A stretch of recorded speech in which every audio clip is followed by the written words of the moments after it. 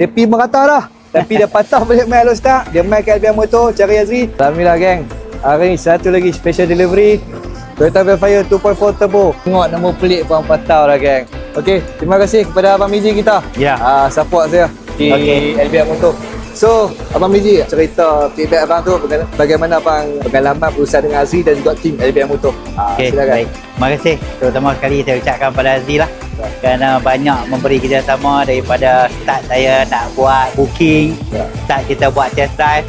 So far memang yang terbaik lah dari bagi seorang salesman daripada LBI kan. So bagi saya boleh recommend lah kepada kawan-kawan untuk snack kalau ada memang nak beli. So harga pun saya pun ialah kita sebagai pembeli, kebanyakan pembeli ni dia akan buat survey. Betul. So survey ni kita nak dapatkan satu kenaan yang betul-betul kena dengan spek yang kita nak dan harga yang kita nak. Jadi apabila saya buat survey tu, saya tengok daripada banyak kedai juga yang saya pergi melawat dan test drive. Antaranya LBI lah yang paling spek yang saya nak dan harga yang orang kata kalau ikut kategori spek ni paling lowest lah setakat sekarang yang saya dapat. Abang nampak tu. Dia pergi merata dah. Tapi dia patah balik main Alostar. Dia main ke LBM Motor cari Azri.